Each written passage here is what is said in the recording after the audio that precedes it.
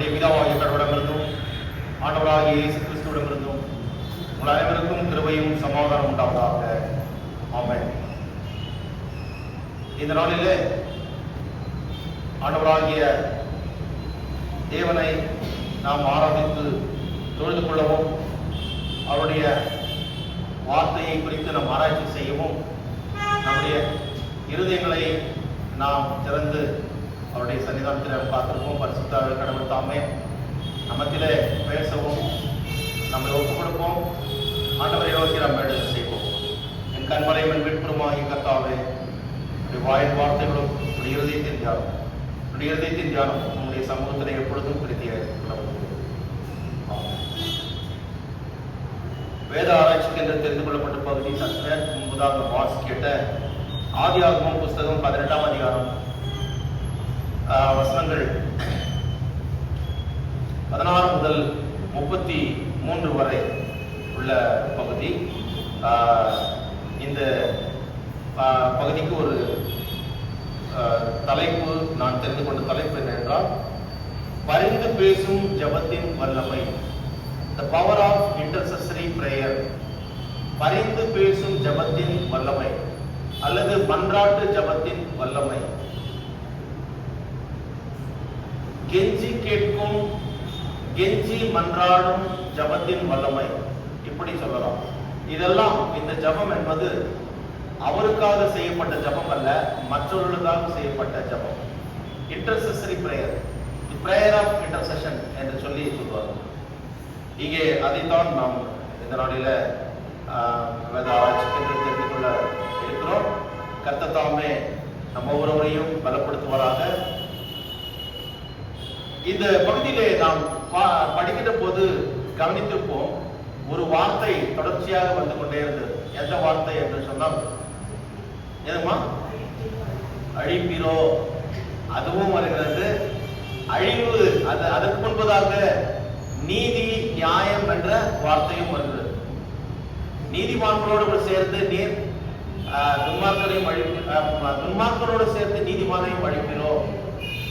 நீதிமான் 50 நீதிமான் இருந்தால் நீர் என்ன செய்வீர்? 45 நீதிமான், 40 நீதிமான், 35, 30, 20, 10 என்று அப்படியே நெகோசியேட் பண்ணிட்டு வர்ற காரியத்தை பார்க்கும். கடவுளிடத்துல அவ்வளவுதான் செய்கின்ற ஒரு காரியம்.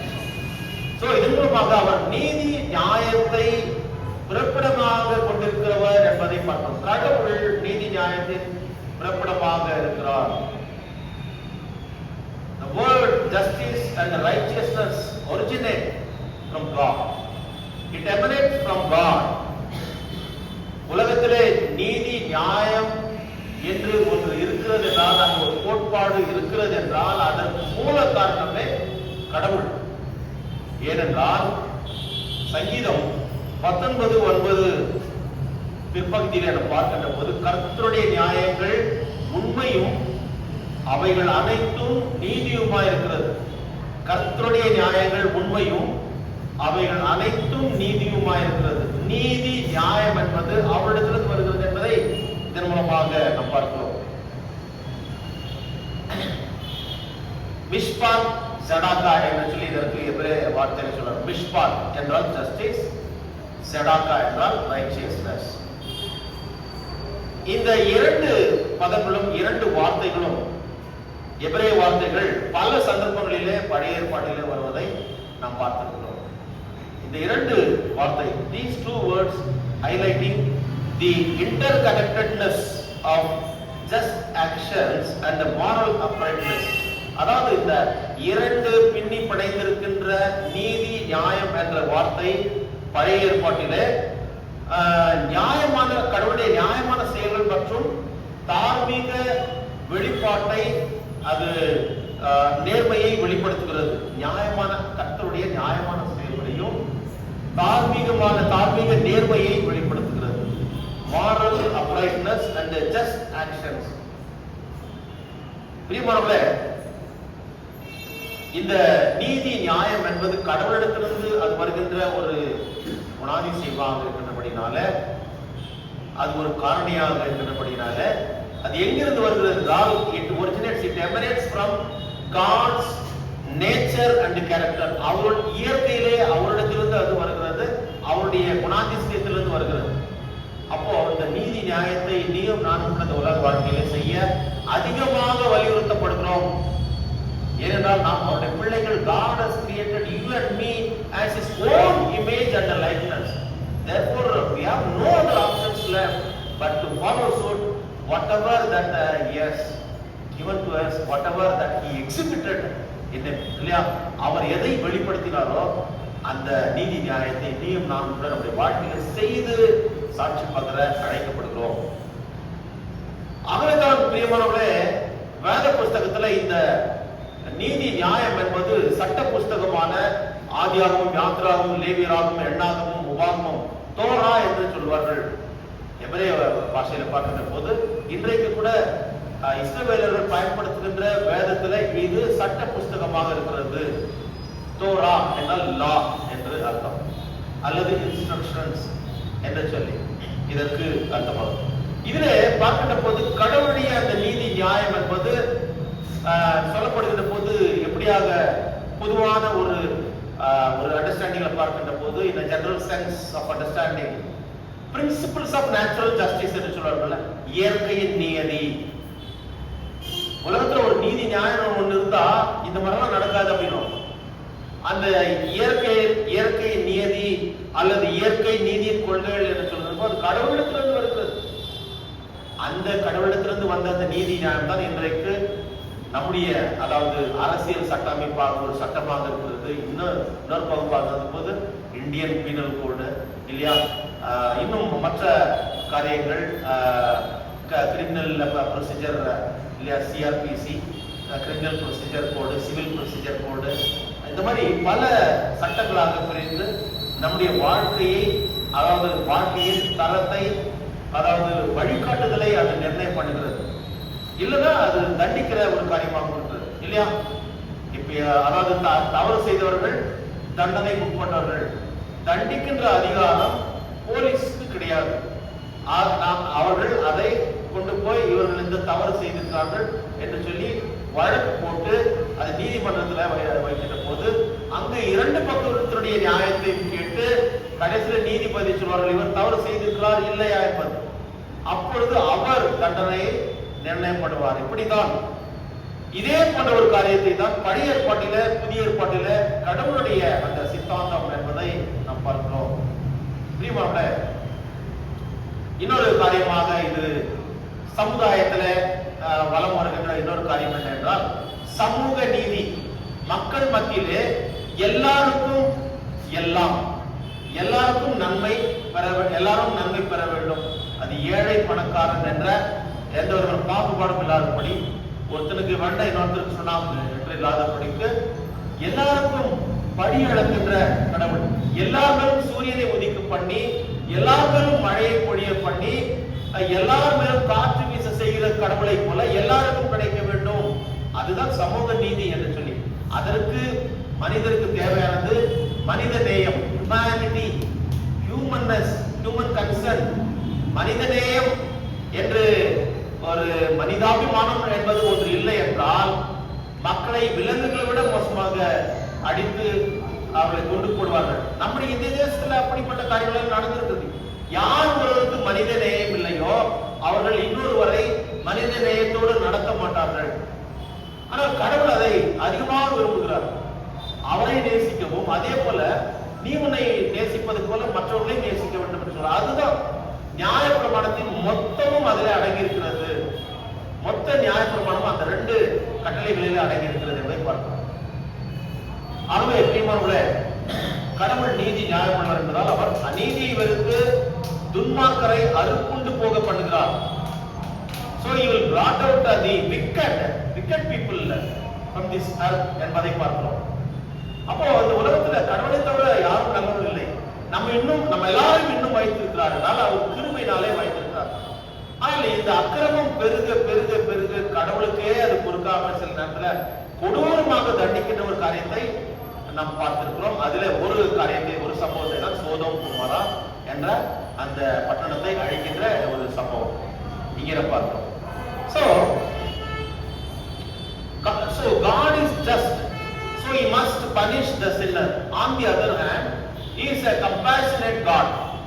அவர் நீதி உள்ளவராக இருக்கிறபடினாலே பாவம் செய்த அக்கிரமம் செய்த துன்மார்க்கத்தினர்களை அழிக்க வேண்டும். இன்னொரு பக்கம் அவர் மனதிற்கு முடிவர்.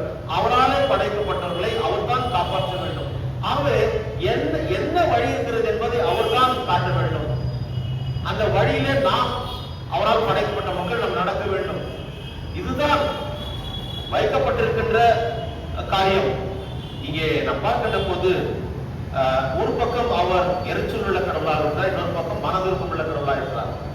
அந்த ஒரு தராசுல ரெண்டு பக்கமும் இருக்குல்ல, அது போல இப்போ இங்கே அவர் ஒரு இடத்தை, ஒரு பட்டணத்தை, சோதோம் கொமோரான்ற பட்டணத்தை அழிக்க போகிறார்.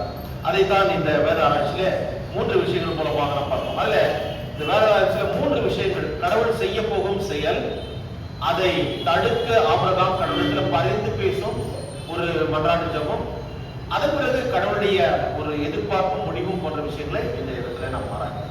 முதலாவதாக சோதோம் கொமோராவை கடவுள் நியாயத்திற்கு தீர்க்க போகும் எண்ணத்தை ஆபிரகாமிடம் தெரிவித்து அழிக்க செல்கிறார். ஏன் இந்த சோதோம் கொமோராவை கடவுள் அழிக்க வேண்டும் என்ற ஒரு கேள்வி உங்களுக்கு எழுப்பும். ஏன்னா இந்த சோதோம் கொமோராவை அது பயங்கரமா அழிக்க திட்டமிடுகிறார். ஆனால் கடவுள் அந்த அழிக்க போகும் திட்டத்தை ஆபிரகாமுக்கு சொல்லுகிறார். அதைத்தான் 16ஆம் வசனம் பார்க்கிறோம். பின்பு அந்த புருஷர் எழுந்து அவ்விடம் விட்டு சோதோமை நோக்கி போனார்கள். ஆபிரகாமும் அவர்களோட கூட போய் வழி அனுப்பிவிட்டார். அதுக்கு முன்பதாக நாம் பார்த்தோம் இல்லையா, அவர்களுக்கு அந்த உணவு, அதாவது உபசரிப்பை ஆபிரகாம் கொடுக்கின்ற அந்த காரியத்தை பார்த்தோம். 3 பேர் வருகிறார்கள். அதுல ஒருவர் கடவுள், 2 பேர் தேவதூதர்கள். அவர்களை அதாவது வரவேற்று அவர்களுக்கு விருந்தோம்பல் செய்து சந்தோஷமாக அவர்களை அனுப்பி வைக்கிறார். அவங்க எங்க போறாங்கன்னா சோதோம் கொமோராவை அழிக்க போறார். அப்பொழுது கடவுள் 17ஆம் வசனத்துல சொல்லுகிறார். 17-18 பாருங்க. அதாவது ஆபிரகாம் பெரிய பலத்த ஜாதியாவான் என்று சொல்லி அவர் பெரிய ஒரு வாக்குத்தத்தை கொடுத்திருக்கிறார். பூமியில் ஜாதிகள் எல்லாம் இந்த இவனால ஆசீர்வதிக்கப்படும் என்று ஒரு காரியத்தையும் சொல்லியிருக்கிறார்.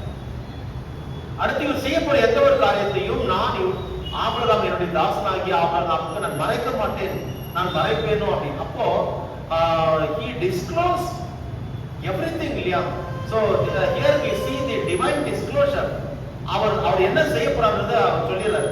அப்புறம் வருமான போல நான் 3 பேர் போறோம், சோதோம் கொமோராவை நாங்கள் அழிக்க போறோம். அதுதான் ரொம்ப தெளிவா சொல்றாரு. பிரியமானவர்களே, 19ஆம் வசனத்துல பார்க்கின்ற போது கர்த்தர் ஆபிரகாம் சொன்னதை நிறைவேற்றும்படியாக அவன் தன் பிள்ளைகளுக்கும் தன்னுடைய பிள்ளைகளுடைய பிள்ளைகளுக்கும் வீட்டாருக்கும் தங்கள் நீதியும் நியாயத்தையும் செய்து கர்த்தருடைய வழியை காத்து நடவுங்கள் என்று கட்டளையிடுவான் என்று அறிந்திருக்கிறேன் என்றார்.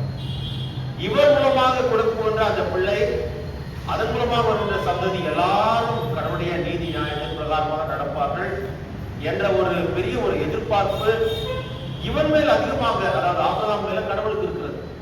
அப்ப எந்த அளவுக்கு கடவுள் ஒரு மனுஷன் அவன் விசுவாசத்துல வளர்ந்து பெறுகின்ற போது அவனை சார்ந்திருக்கிறார். இவன் கண்டிப்பா செய்வான்.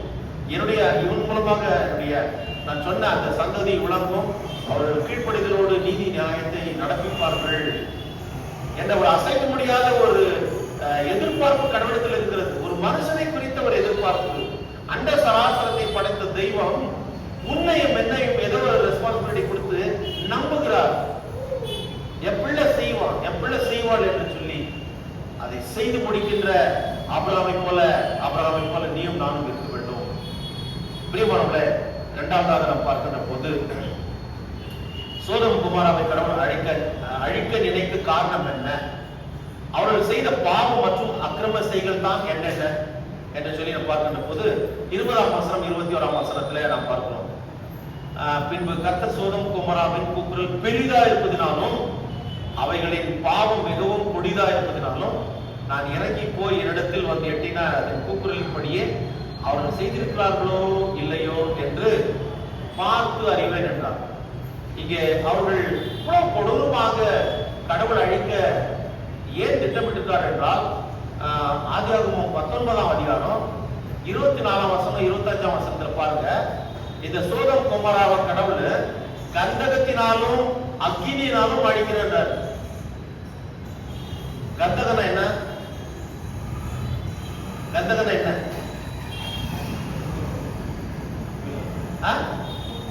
எஸ், இல்லையா? உண்மைதான். அது கந்தகனா அமிலம், ஆசிட். அடுத்து நெருப்பு. கொஞ்சம் யோசிச்சு பாருங்க, இது ரெண்டுமே சேர்ந்தா எப்படி இருக்குது? இப்போ ரொம்ப ஹைலி இன்ஃப்ளேமபிள்னா நம்ம பெட்ரோல், இந்த கன்னு போடுற அது இது போட்டுப்பாங்க, கன் பவுடர் பாத்தீங்களா? அது ரொம்ப ஹைலி இன்ஃப்ளேமபிள், சீக்கிரம் தீ பற்றக்கூடியது. ஸோ அந்த மாதிரி இருக்கிற இது அது பார்த்துச்சுன்னா அதை அமைக்கவே முடியாது, எந்த காரணத்தை கொண்டோம். ஸோ அது போன்ற ஒரு கொடூரமான ஒரு காரியம் கந்தகத்தையும் நெருப்பையும் கொண்டு நான் அழிப்பேன். அப்பொழுது கர்த்தர் சோதோமின் மேலும் கொமோராவின் மேலும் கர்த்தராலே வானத்திலிருந்து கந்தகத்தையும் அக்கினியையும் வருஷிக்க பண்ணி அந்த பட்டணங்களையும் அந்த சமபூமி அனைத்தையும் அந்த பட்டணங்களின் எல்லா குடிகளையும் பூமியின் பயிரையும் அழித்து போட்டார் என்று சொல்லிட்டு. ஆனா இந்த இடத்துல அதற்கு முன்பதாக நடக்கின்ற ஒரு சம்பவத்தை தான், அதற்கு முன்பதாக வேணாம் சாமின்னு சொல்லி கெஞ்சில் இருக்கின்ற ஒரு மனுஷனை தான் பார்க்கிறோம்.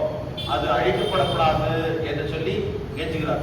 இவர்கள் என்னதான் பாவம் செய்தார்கள் என்று பார்க்கின்ற போது, ஏன் இவர்கள் இவ்வளவு கொடூரமாக கடவுள் அவர்களை அழித்து நியாயத்திற்கு விரும்புகிறார் என்று பார்க்கின்ற போது ஒரு சில காரணங்களை நான் சொல்கிறேன். அங்கு வாழ்ந்த மக்களின் தீவிர பாவம் மற்றும் துன்மார்க்கம் மிகவும் கொடிதாயிருந்தது. Extreme wickedness and sinfulness of their inhabitants. Extreme wickedness, அதாவது சாதாரணமான ஒரு துன்மார்க்கம் இல்ல, ரொம்ப கொடூரமான துன்மார்க்கத்திலே அவர்கள் இருந்தார்கள். அதாவது கெட்டு போனா ரொம்ப கெட்டு போன ஒரு மோசமான இல்லை. ஒரு தப்பு செய்கிறோம்னா ஒரு தப்பு ரெண்டு தப்பு இல்ல, ஆயிரக்கணக்கான லட்சக்கணக்கான தப்பு செய்து செய்து செய்து செய்து செய்து பழகி போன ஒரு சூழ்நிலை. அதுதான் இங்கே பார்க்கின்ற போது அவருடைய பாவம் மிகவும் கொடிதா இருந்தது என்று சொல்லி பார்க்கிறோம். இரண்டாவது, அக்கிரமம் செய்த கூட்டம் அவர்கள் ஆர்ப்பரித்த சத்தம் விண்ணதிர கேட்டது. அதாவது மக்களை துன்புறுத்தி அவர்கள் ஏறெடுக்கின்ற அந்த சத்தம் கடவுளுடைய சந்நிதியை எட்டினது. இன்னொரு பக்கம் பார்ப்பது, குடித்து வெறித்து மனம் போன போக்கிலே ஆடி பாடி கொண்டாடின சத்தமும் கேட்டது. ஒரு பக்கம் வேதனையோடு கூக்குரலிட்ட சத்தம் கடவுளுடைய சந்நிதியை எட்டியது. இன்னொரு பக்கம் அவருடைய ஆணவ மிகுதியினாலே அடித்து மக்களை அதிலே சந்தோஷப்படுகின்ற ஒரு சாடிஸ்ட் சொல்லுவாங்க, சாடிஸ்ட் பிஹேவியர், அதன் மூலமாக எழுப்பப்படுகின்ற சத்தம், சிரிப்பு, எதிர்த்தாளம், கொண்டாட்டம், அது கர்த்தருடைய சந்நிதியை எட்டினது என்று சொல்லி 21 வருஷத்துல அந்த தன்மையை, உண்மை தன்மை எப்படி இருக்கிறது என்பதை அறிந்து கொள்ளும்படியாக கடவுள் அங்கே இறங்குகிறார். இப்ப இறங்கின பிறகு அவர் அந்த காட்சியை பார்க்க ஒரு சூழ்நிலை. இரண்டாவது பார்க்கும் போது, the people of Sodom and Gomorrah refused to heed God's warnings. அவருடைய நெறிமுறையற்ற ஒரு வாழ்க்கை, அதாவது ஒரு பிரின்சிபல் இல்ல, ஒரு வாழ்க்கை வாழ்னா கேட்போம், ஏப்பா கடவுள் இது படிச்சிருக்காரு, உன்னுடைய வாட் இஸ் யுவர் அம்பிஷன், உன்னுடைய வாழ்க்கையில நோக்கம் தான் என்னன்னு கேட்டா ஒண்ணு அப்படியே நிக்குவாங்க. சில ஸ்டூடெண்ட்ஸ் கூட கேட்டு போனாங்க, வாட் இஸ் யுவர் ஃபியூச்சர் அம்பிஷன்னா சிரிப்பா இல்லை, இதுக்கப்புறம் தான் யோசிக்கணும், அது போல எதுவும் வரல, ஒரு தாட், ஒரு நோக்கமில்லாத ஒரு வாழ்க்கை. இங்கே விட பார்க்கிறோம் அவர்கள் எப்படி வாழணும் என்ற ஒரு நெறிமுறை கடவுளால் சொல்லப்பட்டிருக்கிறது. ஆனா அது மீறி நெறிமுறையற்ற காட்டு மிராண்டித்தனமான ஒரு செயல்கள். ஆகவே அவர்கள் அப்படி வாழ்ந்து கொண்டிருக்கிற காரணத்தினாலே கடவுளுடைய எச்சரிப்பின் சத்தத்திற்கு அவர்கள் செவி கொடுக்க மனமில்லை, அது தடுத்து விட்டது. மூன்றாவதாக பார்க்கின்ற போது, the primary sin of Sodom and Gomorrah is their rampant homosexual behavior. சோடமி என்றால் அதாவது ஓரின சேர்க்கையாளர்கள், ஆண் ஆண் பெண் பெண் என்று சொல்லி அந்த homosexual behavior. Same sex sexual behavior is sinful and it is abomination before God. அது கடவுளுக்கு முன்பாக ஒரு அருவருப்பான செயல். ஆண் பெண் என்று கடவுள் படைத்து அவர்களை இணைத்து அவர்களை ஆசீர்வதித்து அதை பரிசுத்தப்படுத்தினார். இதுதான் பரிசுத்த விவாகம் என்று சொல்லுது. ஆனால் அதை கொச்சைப்படுத்தி இந்த ஹெட்டிரோஜினியஸ் இல்லாம இந்த ஹோமோஜினியஸ் என்ற ஒரு காரியம், கர்த்தருக்கு அருவருப்பான ஒரு காரியம், அது அங்கே நடந்தது. இன்றைக்கு நீயும் நானும் வாழ்கின்ற தேசத்துல இது நடக்கிறது. இதே நேற்றைய தினத்துல இந்த காரியத்தை எதிர்த்து கேட்ட சார்லி கிர்க் என்ற ஒரு வாலிபன், ஒரு ஊழியக்காரனை நேற்று தினத்துல பப்ளிக் இது இல்லையா யூனிவர்சிட்டியில, அந்த உத்தா என்ற யூனிவர்சிட்டியில அமெரிக்கால ஷூட் பண்ணாங்க. அவர் வந்து எல்ஜிபிடி, அதாவது இந்த லெஸ்பியன் மற்ற இந்த காரியம் சொல்லப்பட்டிருந்த இந்த அருவருப்பான செயல்களை எதிர்த்தவர். அடுத்து அதாவது பிரசவத்திலேயே கருவை அழித்து போடுகின்ற காரியம் கர்த்தருக்கு விரோதமானது என்று சொன்னவர். நீங்கள் துன்மார்க்கத்திலிருந்து விலகி வாழுங்கள், இல்லை என்றால் you will have to see the impending judgment of God என்று சொல்லி தைரியமாக சொல்ல. 32 வயசு அவ்வளவுதான். அவரை ஷூட் பண்ணாங்க. எங்கேயோ ஒரு மூலையில இருந்து அந்த ஷூட் பண்றவங்க கரெக்டா கழுத்துல போது அங்கேயே அப்படியே செஞ்சிடறாரு. 32 வயசு அவ்வளவுதான். உலக பிரசித்தி பெற்ற யார் அதாவது இப்போது அவரை கொன்றார்கள் என்றால் இதனால பாதிக்கப்பட்டவர்கள். ஆனால் கடவுளுக்கு விரோதமான காரியத்தை அவர் தைரியமாக சொன்னார். பிரியமானவர்களே, அப்போ இந்த உலகத்தை எப்படி கடவுள் அழிப்பார்? இந்தியாவில் கூட அது உண்டு. பிரியமானவர்களே, அங்கே இப்பேற்பட்ட ஒரு காரியம் நடந்தது. மேலும் கற்பழிப்பு என்பது, கூட்டு பாலியல் என்பது, அத்துமீறல் என்பது மிக மோசமாக நடந்தது. ஆதியாகமம் 19ஆம் அதிகாரம் 4ஆம் வசனம் 5ஆம் வசனத்துல நீங்கள் பார்க்கின்ற போது அங்கே இந்த 3 பேர் போய் லோத்துடைய வீட்டில் தங்குகிறார்கள் ஒரு கெஸ்டாக. அங்க அந்த 4ஆம் வசனம் பாருங்க, அவர்கள் படுக்கும் முன்னே சோதோம் பட்டணத்து மனிதராகிய வாலிபர் முதல் கிழவர் மட்டுமுள்ள ஜனங்கள் அனைவரும், ஒரே ஆண்கள் தான் போட்டுக்கிறாங்க பாருங்க, அனைவரும் நானா திசைகளிலிருந்து வந்து வீட்டை சூழ்ந்து கொண்டு லோத்தை கூப்பிட்டு, இந்த ராத்திரி உன்னிடத்தில் வந்த அந்த மனுஷர் எங்கே? நாங்கள் அவர்களை அறியும்படிக்கு அவர்களை எங்களிடத்தில் கொண்டு வெளியே கொண்டு வா என்றார்கள். பிரியமானவர்களே, they sought to violently assault the Lord and rape his guests. புரிஞ்சுங்களா?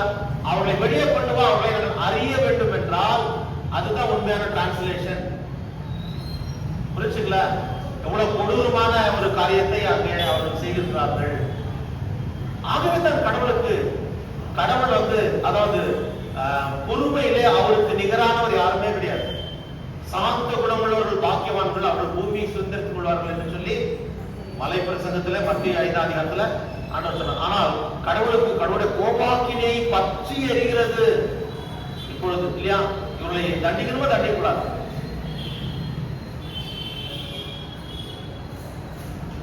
பிரியமானவர்களே, யூதா 1:7 பார்க்கின்ற போது it focuses on the adulterous mindset of Sodom என்றால் அந்த மாதிரி ஒரு அருவருப்பான செயலில ஈடுபட்ட ஒரு இடமாக இருக்கிறது. அடுத்து அவர்களுக்கு பெருமை அதிகமாக இருந்தது. பணம், புகழ், ஆஸ்தி, அந்தஸ்து எல்லாம் வந்துச்சுன்னா பெருமை கண்ணை மறைச்சிடும். பணாசை எல்லா தீமைக்கும் வேறா இருக்கிறது என்று சொல்லி புதிய ஏற்பாட்டில பவுல் அப்போஸ்தலன் மிக அழகாக எழுதுகிறார்.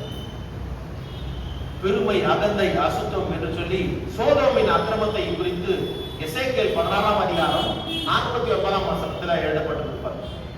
யாராவது எடுத்துருமா? எசேக்கியேல் 16:49.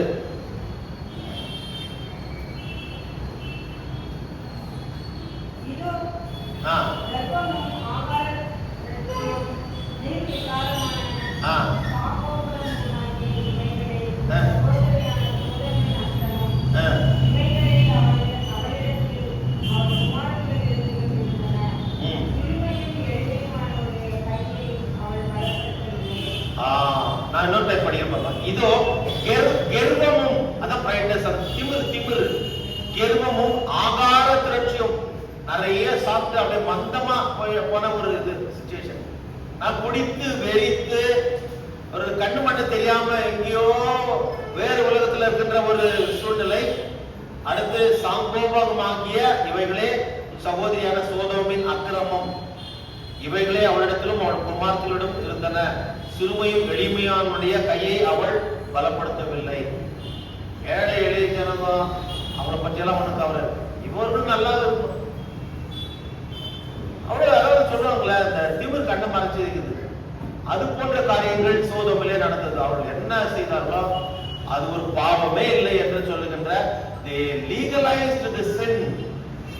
கொடூரமான பாவத்தை செய்து அது பாவமே இல்லை, after all it is a part of our routine life என்று சொல்லி they justified. அதை அவர் நிரூபணம் பண்ண ஆரம்பித்தார்கள். கடவுள் ஏற்றுக்கொள்வாரா? தவறுனா தவறுதான். தவறு என்பது தவறை செய்வது, தெரியாமல் செய்வது. தப்பு என்பது தெரிந்து செய்வது. புரிஞ்சுங்களா? தவறு செய்தவன் திருந்து பார்க்கணும், தப்பு செய்தவன் வருந்தியாகணும். சோ தப்பு செய்தவன் தெரிந்து செய்கிறதுனால he should be punished, he should be condemned. இங்கே தண்டிக்கப்பட வேண்டும் என்று இருக்கிறது. பழைய ஏற்பாட்டில் பார்க்கிறது கடவுள் எரிச்சல் உள்ளவர், அவர் கண்டித்து ஆகணும். ஆகவே தான் கந்தகத்தினாலும் அக்னியினாலும் அவர்களை அழிக்க நினைத்தார். கடைசியாக நாம் பார்க்கிற பொது திறப்பின் வாசலில் நின்று ஆண்டவரிடம் பரிந்து பேசி வலிமையோடு மன்றாடும் ஆபிரகாம். இதுதான் மிக முக்கியமான ஒரு காரியம். 22ஆம் வசனத்துல 33. பிரியமானவர்களே, பரிந்து பேசும் ஜெபத்தினுடைய வல்லமை என்று பார்க்கின்ற போது உனக்காக எனக்காக நம்ம கேட்கின்ற போது எவ்வளவு கரிசனையோட கேட்கிறோம். ஆண்டவரே, எனக்கு இந்த மாதிரி பிரச்சனை இருக்குது, எனக்கு இந்த பிரச்சனைல இருந்து விடுதலை கொடு. என் வீட்டுல இருக்கிறவங்களுக்கு இந்த மாதிரி பிரச்சனை இருக்குது, இதுல இருந்து விடுதலை கொடு. நாங்க இது போல ஒரு காசு வர வேண்டியது எதிர்பார்க்கிறோம், அந்த காசை கொடு. இதை போல இது நகையை வாங்கியிருக்கணும்.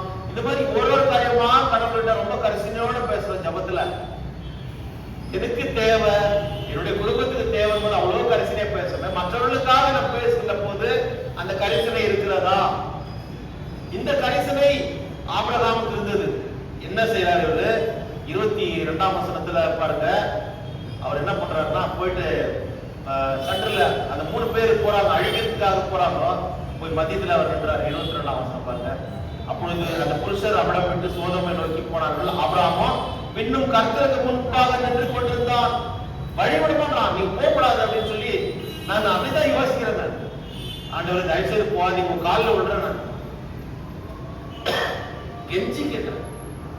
காரியத்தை நான் பார்க்கிறோம். திறப்பின் வாசலில் இருக்கின்ற ஸ்டாண்டிங் ஆன் தி கேப்.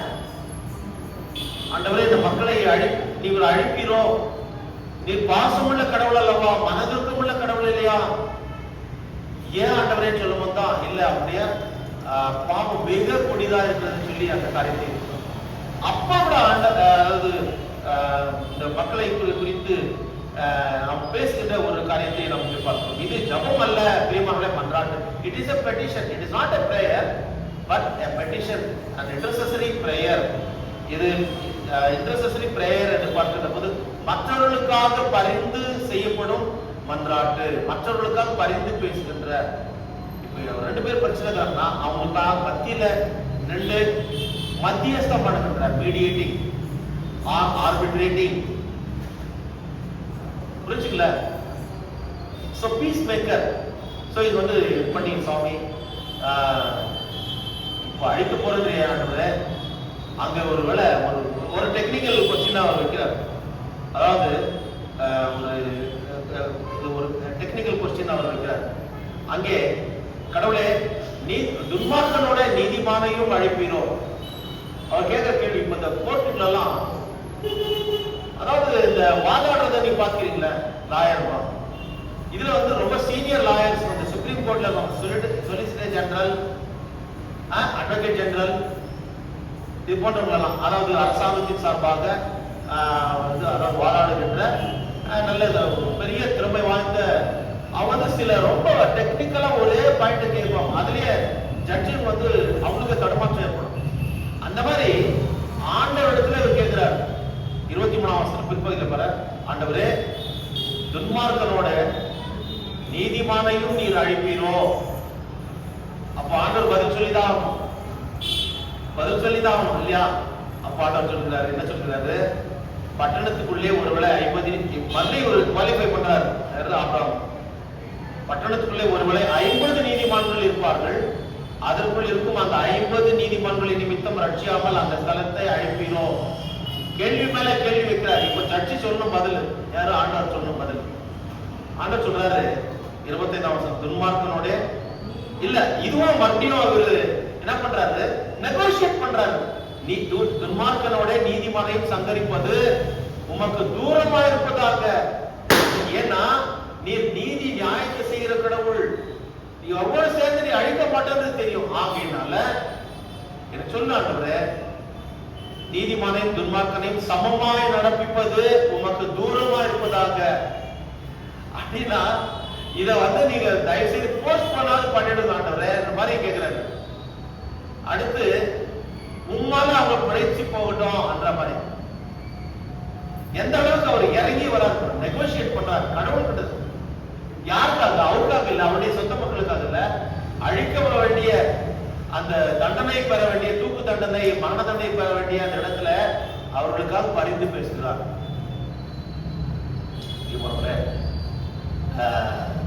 சர்வலோக நியாயாதிபதி நீதி செய்யாதிருப்பாரோ என்றார். இப்போ இவ்வளவுதான் பேசுறது தான் ஆண்டவர் 26 சொல்றாரு. அதற்கு கர்த்தர், நான் சோதோமில் 50 நீதிமான்களை கண்டால் அவர்கள் நிமித்தம் அந்த ஸ்தலம் முழுவதையும் ரட்சிப்பேன்றார். அவளை விட்டுவிட மாட்டல, அந்த 50 பேர் நிமித்தமாக அந்த முழு இடத்தையும் நான் மீட்பேன், ரட்சிப்பேன், எல்லாரும் நான் ஆசீர்வதித்து எடுத்துக்கொள்வேன். அப்ப அந்த 50 பேர் இருக்கிறாங்களான்றது இவருக்கு டவுட். அப்போ என்ன சொல்றாரு? இப்பொழுது ஆபிரகாம் பிரதியுத்தரமாக, இதோ தூளும் சாம்பலுமா இருக்கிற அடியேன் ஆண்டவரோட பேச துணிந்தேன். மறுபடியுமாக எப்பவுமே ஒரு பொறுப்புக்கு வந்த பிறகு தைரியமாகவும் இருக்கும், பணிவாகவும் இருக்கும், எந்த சூழ்நிலையிலும் ஏற்றுக்கொள்கிறவனா. சில சூழ்நிலையில நம்ம அதாவது தலைமை பொறுப்புக்கு வர்றவங்க போலீஸ் ஸ்டேஷனுக்கு போனா, இதுக்கு முன்னாடி இருந்த நம்ம சினாடுகள்ல கூட சரி, பல சூழ்நிலைகள்ல போலீஸ் ஸ்டேஷன் போவோம். ஒரு முறை போயிட்டு சினாட் பிரசிடென்ட் ஒரு நைட் எல்லாம் உட்கார வச்சுட்டாங்க. அது ஒரு முறை அவர் சொன்னார். நான் என்ன சொல்றேன்னா, போய் உட்கார வைக்கிறது மாத்திரம் இல்ல, ஜெயில கூட போடுவாங்க. சில சூழ்நிலை ஏற்படும், அநியாயமாக கூட நாம் தண்டிக்கப்பட வேண்டிய சூழ்நிலை ஏற்படும். பொறுப்புக்கு வந்த பிறகு எப்பொழுதும் மேலிடத்துல உட்கார வேண்டும் என்றல்ல, தரையில இறங்கி உட்கார வேண்டிய நிலை கூட ஏற்படும். இயேசு கிறிஸ்து கூட அப்பேற்பட்ட பாடுகளை எல்லாவற்றையும் ஏற்றுக்கொண்டிருக்கிறார். ஆகவே இங்கே அவர் போய் துணிவோடு ஆண்டவரோடு பேசுகின்ற ஒரு துணிவை ஆபிரகாமுக்கு இங்கே ஆண்டவர் கொடுத்திருக்கிறார். ஊர்வலை 50 நீதிமன்றங்களுக்கு 5 பேர் குறைந்திருப்பார்கள். அந்த 50 பேர் நிமித்தமாக 45 பேர் இருப்பார்கள். அப்பொழுது நீ அழிக்கிறோ என்றான். அதற்கு அவர், நான் 45 நீதிமன்றங்களை அங்கே கண்டால் அதை அழிப்பதில்லை. உடனே பதில் சொல்றாரு. நம்ம 50ல இருந்து அவர் உட்காரு ஆட் நம்பர் வராருல, ஆட் நம்பர் வராரு 45 5 குறைக்கிறார். அப்படியே நெகோசியேட் பண்ணாரு. 45ல இருந்து 40, 40ல இருந்து 30 இல்லையா, 30ல இருந்து 20, அதுக்கப்புறம் 10, அப்படியே தொடர்ச்சி. அவர் ஆனே சொல்றாரு, 10 பேர் இருந்த கூட நான் அழிக்க மாட்டேன்.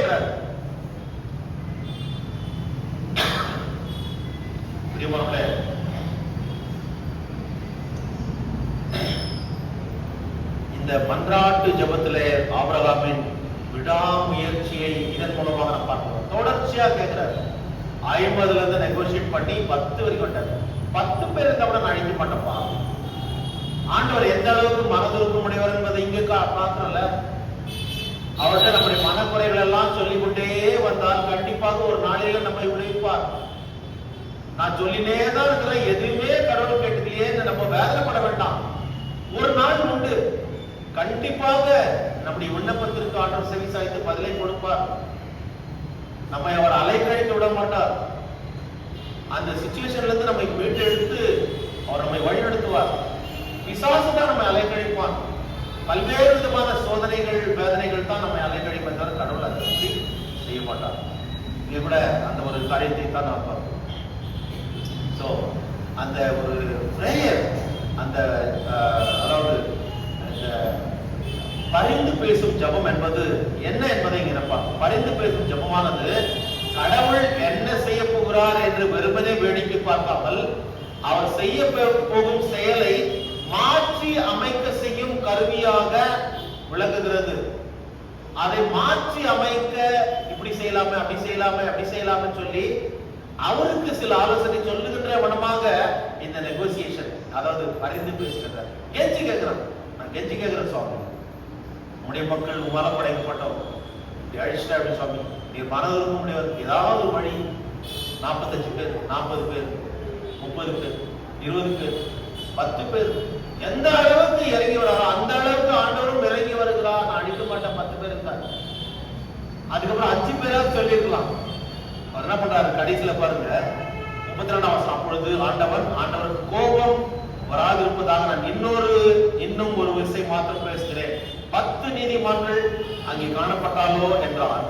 அதற்கு அவர் 10 நீதிமான்கள் நிமித்தம் அதை அழிப்பதில்லை என்றார். ஸ்ட்ரைட் ஃபார்வர்டா ஆன்சர் பண்றாரு ஆண்டவர். நான் அழிக்க மாட்டேன், 10 பேருக்கு. அதுக்கப்புறம் இன்னொரு ஸ்டெப் 6 முறை கேட்டுக்கிறார். 7ஆவது முறை கேட்டதை ஒரு முழுமை அடைஞ்சிருக்கணும்னு நான் நினைக்கிறேன். ஆனா அவர் அதுக்கப்புறம் கேட்கல. ஒருவேளை 10 பேர் கண்டிப்பா இருப்பாங்கன்ற ஒரு எண்ணம் ஆபிரகாமுக்கு இருந்திருக்கும்னு நினைக்கிறேன். ஏன்னா சோதம் குமாரன்ல தான் அவருடைய அண்ணன் மகன் யாரு லோத்து இருக்கிறான். லோத்துடைய மனைவி, லோத்துடைய பிள்ளைகள் அங்க இருக்காங்க. 4 பேர் அங்க இருக்காங்க. அடுத்து அவரோட லோத்துடைய மகள்கள் 2 பேர் இருக்காங்க. அவளுக்கு திருமணம் செய்ய 2 மருமகன்கள் பேச்சுவார்த்தை நடந்தது. அவர்களுக்கு போய் கடவுளை பற்றி எச்சரிப்பை பற்றி சொல்லியிருந்தார் லோத்து. ஆனால் அவர்கள் கேட்கவில்லை. ஒருவேளை இவரால் வளர்க்கப்பட்ட பிள்ளை யார் லோத்து, ஆபிரகாம் நினைச்சிருக்கலாம். அவருடைய பிள்ளைகள், அவருடைய மற்ற உறவினர்கள் கண்டிப்பாக கடவுளை ஏற்றுக்கொண்டவர்கள் இருக்கின்ற ஒரு 10 பேர் இருப்பார்கள் என்ற ஒரு நம்பிக்கை இருந்தது. ஆகவே 10 பேரோட நிறுத்தி விட்டார். 10 பேர் இருந்தா கூட நான் அழிக்க மாட்டேன்னு சொன்னார். அதன் பிறகு 33ஆம் வசனம் பாருங்கள். கர்த்தர் ஆபிரகாமோடு பேசி முடித்த பின்பு போய்விட்டார். ஆபிரகாம் தன்னுடைய இடத்துக்கு திரும்பினார்.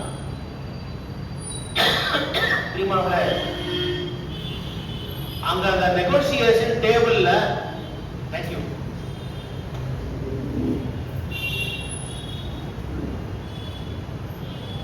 நெகோசியேஷன் டேபிள் உட்கார்ந்த பிறகு பேசப்பட்டு ஒரு தீர்வு ஏற்படும். இல்லைன்னா தீர்வு இல்லாம எழுதி கொள்ளலாம். ஒருத்தர் எழுதினாலும் இன்னொருத்தர் எழுதி கொள்ளலாம். அப்படி கடவுள் கடைசி 10 பேர் இருக்கும். எஸ் அக்ரீட் என்று சொல்கிறார். அதுக்கப்புறம் ஒரு எதுவும் சொல்லாத பட்சத்துல ஆண்டவர் போயிடுறாரு. இவரும் தன்னுடைய மக்களுக்காக அழிவிலிருந்து காக்க வேண்டும் என்று சொல்லி கடைசி வரைக்குமாய் போராடின ஆபிரகாம். பிரியமானவர்களே, நீயும் நானும் நம்முடைய தேசத்து மக்களுக்காக எப்பொழுதாவது ஜெபித்திருக்கிறோமா? என்னுடைய மக்கள், நான் வாழ்கின்ற தேசத்தில் வாழ்கின்ற மக்கள், இயேசுவோடு கூட அந்த 12 சீஷர்களே, ஒரு சீஷன் வந்து ரத்த சாட்சியாக மறித்த என்னுடைய தேசத்து மக்கள் இன்னும் உம்மை அறியாமல் இருக்கிறார்கள். இவர்கள் அழிவிலிருந்து காக்கப்பட வேண்டும். இவர்கள் முழு ரட்சிப்புக்குள்ளாக நடத்தப்பட வேண்டும். சுவிசேஷம் இவர்கள் மத்தியிலே போக வேண்டும். பெரிய எழுப்புதலை என்னுடைய தேசத்திற்கு கொடும் ஆண்டவரே, என்னுடைய தேசத்தை ரட்சியும். நியாயத்திற்கு நாளிலே என்னுடைய மக்கள் அழிந்து போகக்கூடாது, நரகத்துக்கு போகக்கூடாது, அவர்கள் பரலோகத்துக்கு வர வேண்டும் என்ற ஒரு கரிசனை நமக்கு உண்டா இருந்தால் நாம் இன்றிலிருந்து நாம் தொடர்ந்து நம்முடைய தேசத்திற்காக ஜெபிப்போம். திறப்பின் வாசலில் ஆபிரகாம் நின்று அந்த மக்களுக்காக அழுது புலம்பி கடவுளத்துல மன்றாடியதை போல நீயும் நானும் செய்ய வேண்டும். அதுதான் உண்மையான கிறிஸ்தவ வாழ்க்கை. அதுதான் சாட்சி உள்ள ஒரு வாழ்க்கை. நீயும் வாழ வேண்டும், நானும் வாழ வேண்டும். Live let live. நானும் பரலோகத்துக்கு செல்ல வேண்டும். நாம் எல்லாரும் நம்முடைய தேசத்தில் உள்ள எல்லா மக்களுக்கும் செல்ல வேண்டும் என்றால் அவர்களை குறித்து நீயும் நானும் கடவுளத்தில் பேச வேண்டும், போராட வேண்டும், மன்றாட வேண்டும், கெஞ்சி கேட்க வேண்டும். இதைதான் பழைய ஏற்பாட்டில் பல கர்த்தருடைய தேவதாசர்கள் சிறப்பாக செய்தார்கள் என்பதை நாம் பார்க்கிறோம். யாத்ராவின் புத்தகத்தில் 32ஆம் அதிகாரம் 16ஆம் வசனம், 13ஆம் வசனம், 14ஆம் வசனத்துல மோசே கூட அந்த காரியத்தை மன்றாடுகிறார். எந்த அளவுக்கு கெஞ்சி பிரார்த்தித்தார் என்று பார்க்கிறோம். கெஞ்சி பிரார்த்தித்தார். This prayer is nothing but a begging prayer or entry. கெஞ்சி பிரார்த்திக்கின்ற ஒரு காரியம் இல்லையா? கெஞ்சி பிரார்த்தித்தான் என்று சொல்லி படிக்குமா? அதை 14ஆம் வசனம் யாத்ராகமம் 32:14 எடுத்தீங்களா? அப்பொழுது கர்த்தர் தம்முடைய ஜனங்களுக்கு செய்ய நினைத்ததை தீங்கை செய்யாதபடிக்கு பரிதாபம் கொண்டார். அதுக்கு முன்னாடி இருக்கிற வசனத்துல அவன் கெஞ்சி பிரார்த்தித்தான் என்று இருக்கிறது இல்லையா? படிக்குமா? அதை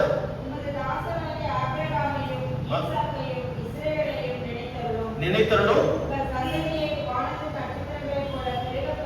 உங்கள் சந்ததிகளை வானத்து நட்சத்திரங்களை போல பெருக பண்ணி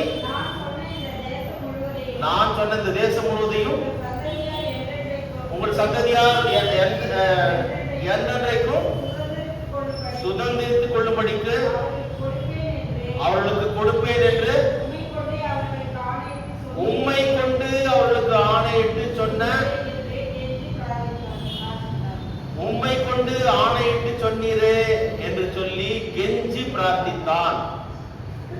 அவளுக்கு இந்த இடத்தை கொடுக்குறேன்னு சொன்னிய சுவாமி, நீ அழிச்சு போட்டா எப்படி அவர்கள் போவார்கள் என்று சொல்லி கெஞ்சி பிரார்த்தித்தான். அதான் மன்றாட்டு, intercession. The power of intercession. கடவுள் அதை என்ன பண்ண கேட்டு அழிக்கல இல்லையா? அந்த வசனத்தை நம்ம அடுத்த வசனத்துல 14ஆம் வசனத்துல பார்க்கணும். செய்ய நினைத்ததை அந்த தீங்கை செய்யாதபடிக்கு பரிதாபம் கொண்டு அதை விட்டு விட்டார். நீயும் நானும் கூட நம்முடைய தேசத்திற்காக செய்கின்ற போது நம்முடைய தேசத்து மக்களை நாம் சுதந்திரித்துக் கொள்வோம். ஒரு பெரிய எழுப்புதலை ஆண்டவர் நம்முடைய தேசத்துல கொடுப்பார். பரலோகத்திற்கு போகின்ற போது எல்லா மக்களும் நம்முடைய வீட்டுல அக்கம் பக்கம் பார்க்கிற நம்முடைய தேசத்துல பார்க்கிற எல்லாரும் அங்கே அவருடைய பிள்ளைகளாக உன்னோடு என்னோடு வருவார்கள். அதற்கு செய்ய வேண்டிய காரியம் நீயும் நானும் கடவுளத்தில் மன்றாட வேண்டும். காரியத்தை இந்த நாளில இந்த வேத ஆராய்ச்சி மூலமாக கடவுள் நமக்கு சொல்லியிருக்கிறார். இதை நாம் முழுமனதோடு ஏற்றுக்கொண்டு ஏற்ற சாட்சிகளாக ஜபத்திலே மற்றவர்களை நினைப்போம். அவர்களுக்காக அழுது புலம்பி அவர்களும் ரட்சிப்படைய நாமும் ரட்சிப்பின் நிச்சயத்துல முடிவு பரிந்து நிலைத்திருக்க கடவுள் அனுகிரகம் செய்வாராக. ஆமென். எல்லாத்துக்கும் மேலான தெய்வீக சமாதானம் நம்முடைய இருதயங்களோடு சிதறிகள் கிறிஸ்து இயேசுக்குள்ளாக நம்மை பலப்படுத்தி காப்பாராக.